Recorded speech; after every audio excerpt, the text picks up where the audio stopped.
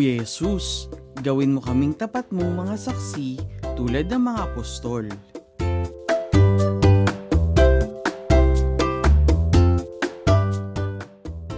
Ang mabuting balita ng Panginoon ayon kay San Mateo.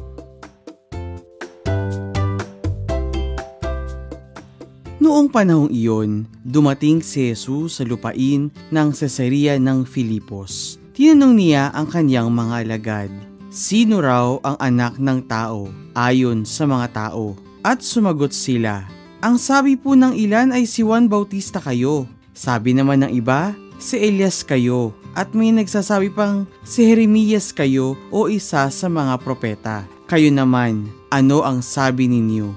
Sino ako? Tinanong niya sa kanila. Sumagot si Simon Pedro, kayo po ang Kristo, ang anak ng Diyos na buhay. Sinabi sa kanya ni Jesus, mapalad ka, Simon na anak ni Jonas, sapagkat ang katotohanan ito'y hindi inihayag sa iyo ng sino mang tao, kundi ng aking amang nasa langit. At sinasabi ko naman sa iyo, ikaw ay Pedro, at sa ibabaw ng batong ito ay itatayo ko ang aking simbahan, at hindi makakapanaig sa kanya kahit ang kapangyarihan ng kamatayan. Ibibigay ko sa iyo ang mga susi ng kaharian ng langit. Ang ipagbabawal mo sa lupa ay ipagbabawal sa langit, at ang ipahihintulot mo sa lupa ay ipahihintulot sa langit.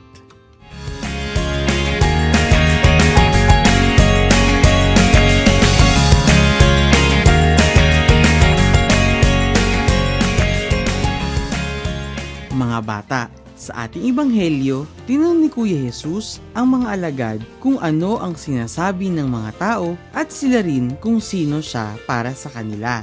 At tanging si Simon Pedro lamang ang nakapagsabi ng totoong pagkakakilanlan kay Kuya Jesus. Si Kuya Jesus ay ang Kristo, ang anak ng Diyos na buhay. Ito ang katotohanan na inihayag ng Diyos at ng hindi sino mang tao lamang. Pagkatapos, sinabi ni Kuya Jesus na Simon ay tatawaging Pedro, na ang ibig sabihin ay bato, at sa ibabaw ng batong ito ay itatayo niya ang kanyang simbahan, at hindi makapananaig dito kahit ang kapangyarihan ng kamatayan. Sa mga pananalita ni Kuya Jesus, si Pedro ay binigyan din niya ng kapangyarihan na namuno sa simbahan, sapagkat ipinagkatiwala niya sa kanya ang susi ng kaharian ng langit. Itinatag ni Kuya Jesus ang simbahan sa saligan ng mga apostol sa pamumuno ni Pedro. Kaya nga, isang katangian ng simbahan ay tinatawag natin na apostolika.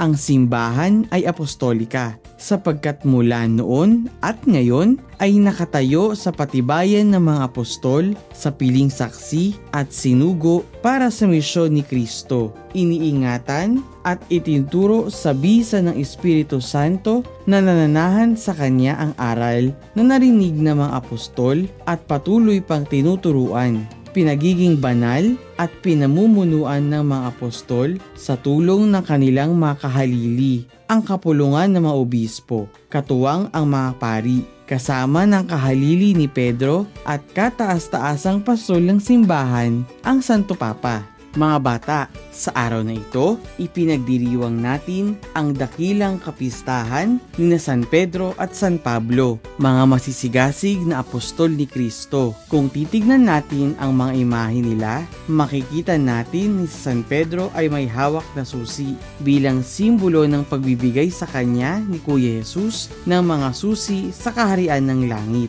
Samantalang si San Pablo naman ay may hawak na espada bilang otoridad ng salita ng Diyos na nahahayag sa bawat gawain ng simbahan.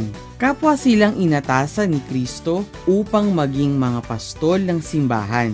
Si San Pedro na kumakatawan sa mga sumusunod na Santo Papang namumuno sa buong simbahan, at si San Pablo na kumakatawan sa mga obispong naatasang magpastol sa iba't ibang teritoryong pangsimbahan. Tulad nila San Pedro at San Pablo, tayo rin mga bata ay isinugo ni Kuya Jesus na makibahagi sa simbahan sa abot ng ating makakaya upang palaganapin ang kaharian ng Diyos sa sangkalupaan.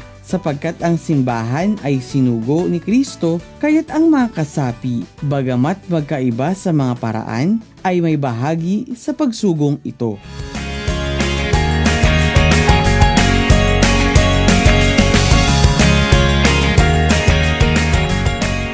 Bilang mga bata, ano kaya at pwede at kaya nating gawin upang tulad ni San Pedro at San Pablo ay maibahagi natin sa iba ang misyon ni Jesus? Una, unahin natin ang Diyos ng lagi at higit sa lahat ng bagay. Sikaping magsimba tuwing linggo at magdasal araw-araw upang magpasalamat at humingi sa Kanya ng tulong at gabay upang masunod natin ang mga nais ng Diyos na gawin natin. Kapag inuna natin siya araw-araw, ipinakikita nito na siya ay mahalaga sa atin at handa tayong sumunod sa Kanyang mga utos. Ikalawa, huwag mahiya at matakot na sabihin at ipakita sa kapwa ang mga tama at mabuting gawain maging sa salita man ito o sa gawa.